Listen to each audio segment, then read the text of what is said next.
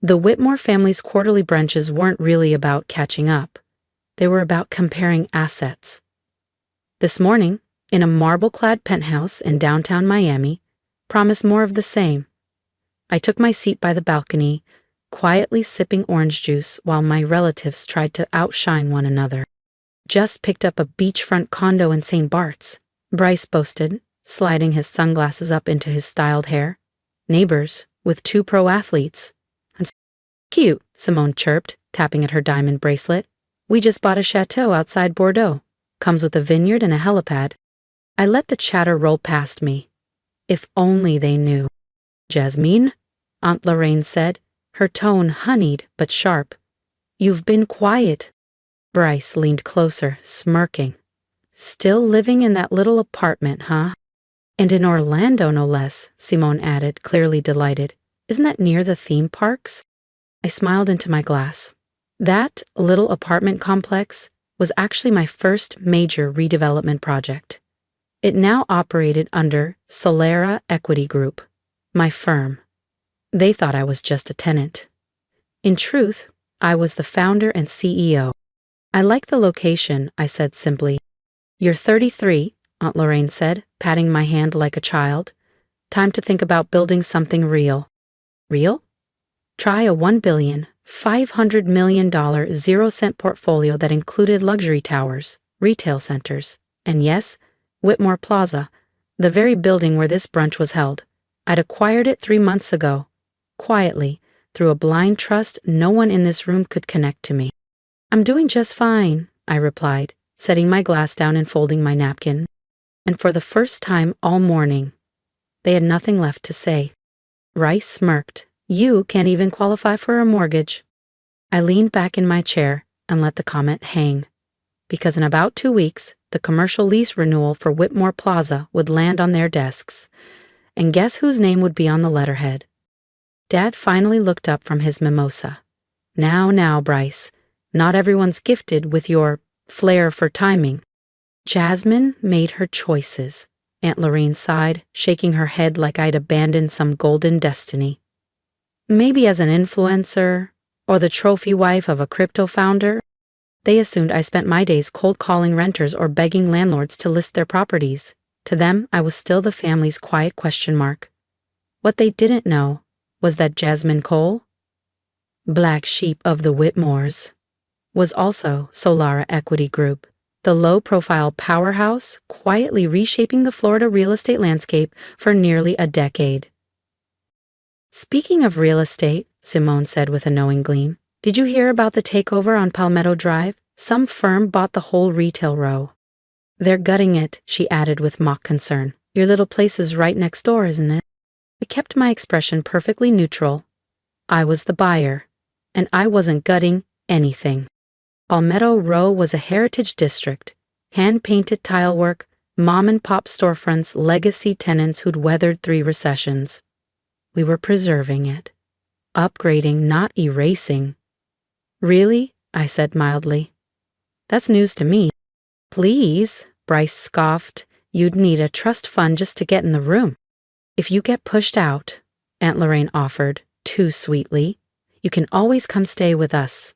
We've got a guest suite and plenty of contacts in the local market.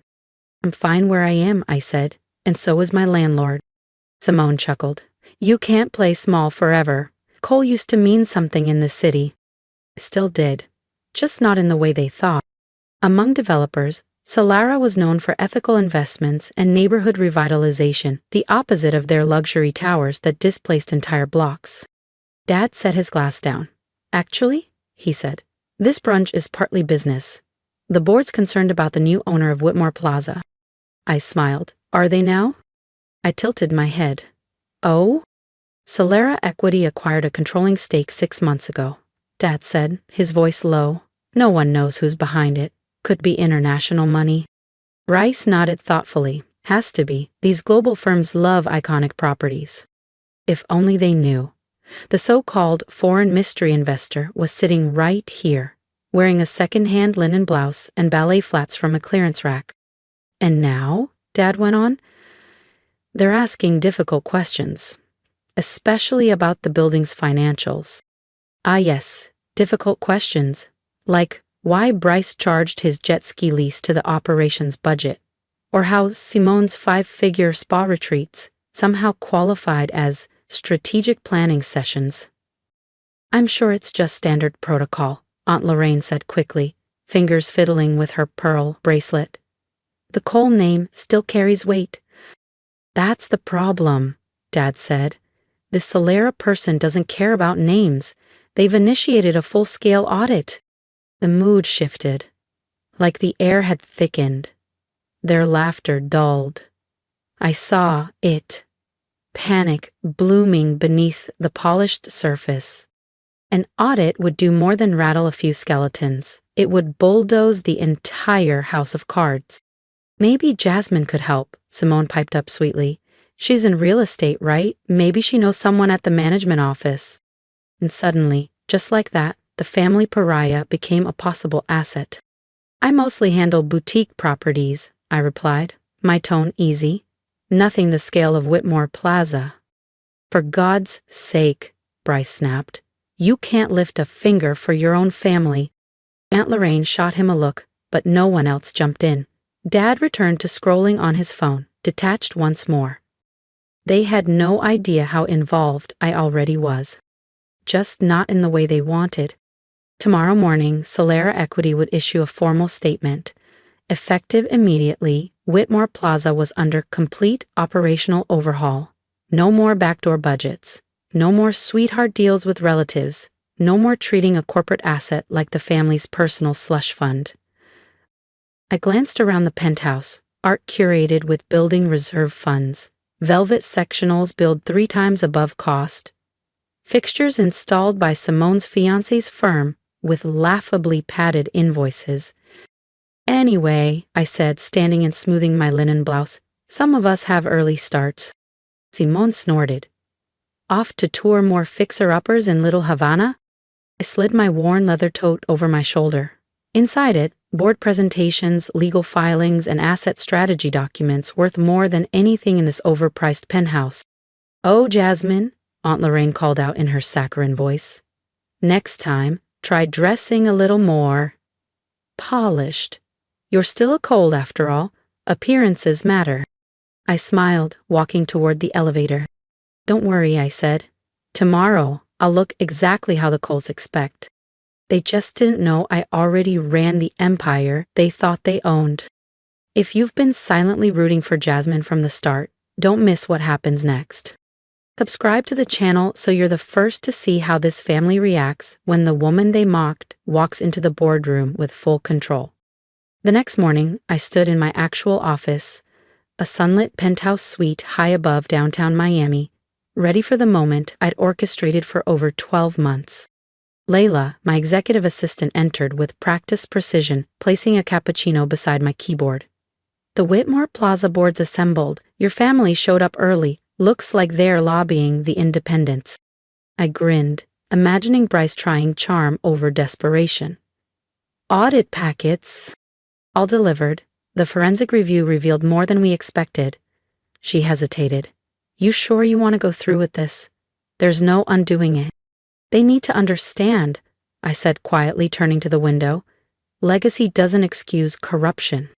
In the glass, my reflection was calm, clear, and finally, undeniable. Gone were the linen blouse and ballet flats. Today, I wore a deep navy Altuzaras suit. Precise tailoring, quiet power. The kind of outfit Aunt Lorraine once imagined I'd wear to impress a husband. Instead, I'd wear it to dismantle their illusion of control.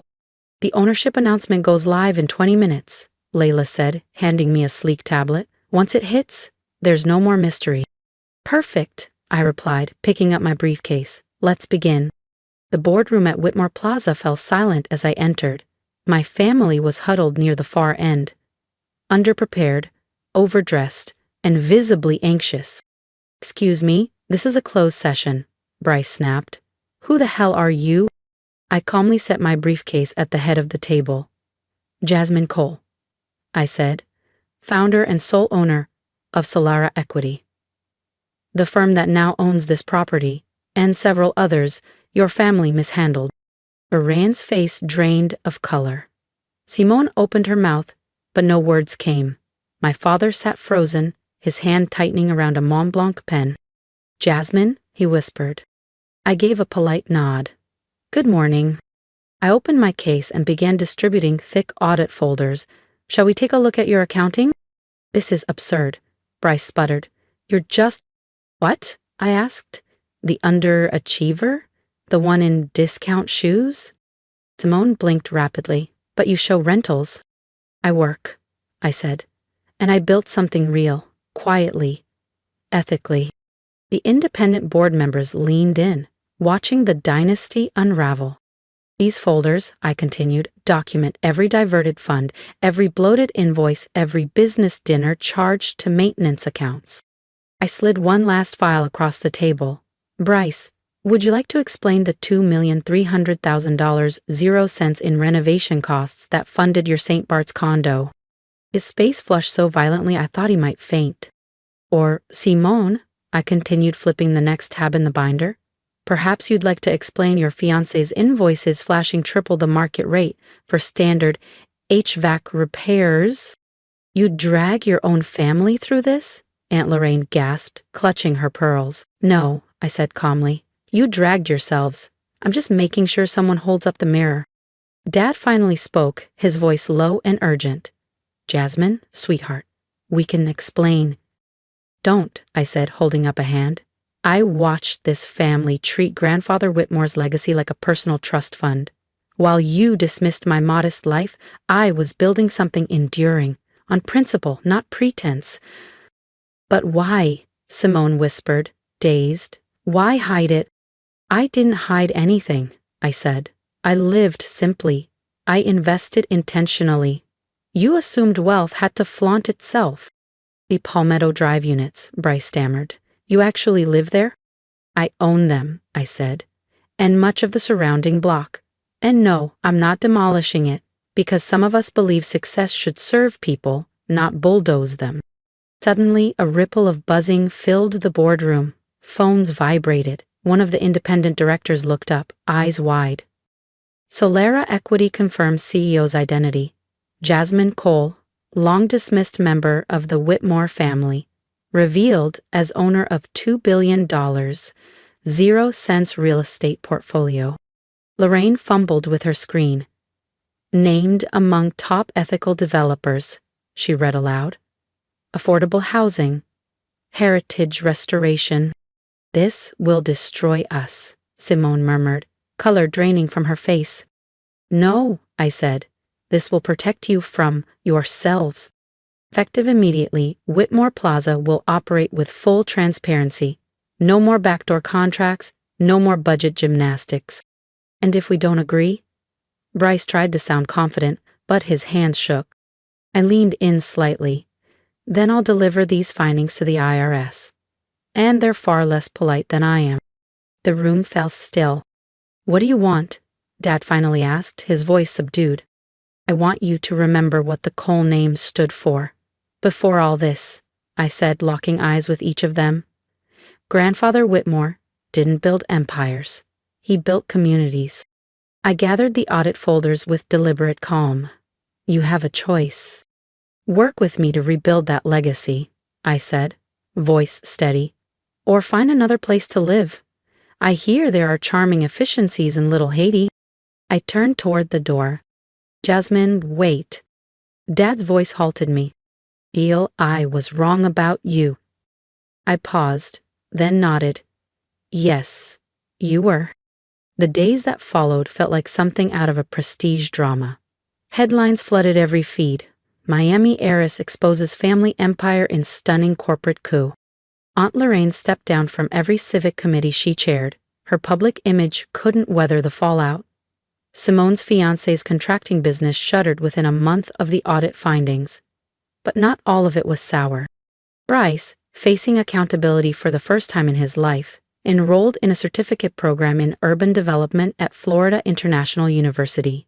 Simone began volunteering at a women's transitional shelter in Overtown. She told me it gave her more fulfillment than her gallery launches ever had. He asked to shadow my next investment pitch.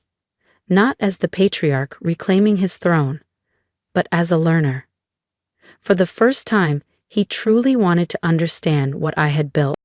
6 months later, I sat in my Palmetto Drive apartment, yes, I kept it, reviewing our new quarterly performance. Whitmore Plaza was thriving, occupancy was steady, vendors were paid on time, and local businesses were making real gains. A soft knock pulled me back. I opened the door to find my mother. She wore jeans. No pearls, no heels. The simplicity threw me. "I got your invitation," she said, holding up the card. "The courtyard holiday party," I replied. "Not really your thing." "No," she admitted, eyes sweeping the cozy space. "But I'm learning maybe thing isn't the point." She picked up a photo. Me at 23, grinning, holding my first real estate license. "I never asked," she said gently. "Why this path?" "Because I wanted to build something real," I replied, "not just buy it and brag about it." "And now," she murmured, "you control more than all of us combined." "I do," I nodded. "But control was never the goal. Purpose is." She looked at me for a long moment. "Will you teach me?" "Come tonight," I said. "Meet the families who've lived here for decades. Hear their stories. That's where legacy begins." That evening, I stood at my window overlooking downtown Miami, where the city lights shimmered like quiet applause. In the distance, Whitmore Plaza stood tall, not as a shrine to excess, but a reclaimed symbol of accountability and care. Beneath me, the Palmetto Drive complex hummed with gentle life. Restored balconies, tiled murals, herb gardens planted by tenants. A building once seen as a teardown was now a cornerstone of community. My phone buzzed. Partnership offers, interview requests, conference invites. Solara Equity was now synonymous with values-driven investing. But I kept my calendar light, my mornings slow. I wasn't chasing headlines. I was building something that would last longer than any headline ever could. Because sometimes, the person they dismiss becomes the one they must look up to. And the strongest success stories aren't the loudest. They're the ones that endure. A week later, at the Palmetto Drive holiday party, I stood near the garden lights, watching my family slowly adjust to a world they once dismissed. Mom sat beside Mrs. Alvarez, who had lived here 41 years, listening as if it were the first time she truly heard someone. Bryce was hanging lights with Mr. Daniels, our Vietnam vet and longtime resident. Simone was handing out tamales, laughing freely with children who'd made her sugar ornaments. They were beginning to understand. Real wealth isn't about possession. It's about preservation. What you uplift, what you honor. Dad joined me near the cocoa stand. "You know," he said, "your grandfather believed buildings should protect people, not just profit from them." I nodded. I found his old journals, pages of notes about keeping rents fair, helping small businesses. We lost sight of that. He looked at me, not with shame or pride, but recognition. "You could have destroyed everything we built." I smiled gently. That was never the point. I wanted to build something that would outlive all of us. Because in the end, if this story resonated with you, drop a comment below. What quiet victories have you claimed while no one was watching? What legacy are you building? And let's talk about the hard work that no one claps for, the dreams that take time, the resilience it takes to keep going when no one believes in you, but you. And if you're standing at the edge of your own turning point, don't waste your breath trying to cope. Start small, start quietly, but start with purpose. Support this journey by subscribing to the channel. There are more stories to come, stories about second chances, silent strength, and the kind of success that doesn't need validation. Because legacy isn't something you inherit. It's something you create. And sometimes, the best revenge isn't revenge at all. It's becoming exactly who they said you'd never be. So subscribe, stay with me. Let's build something that lasts.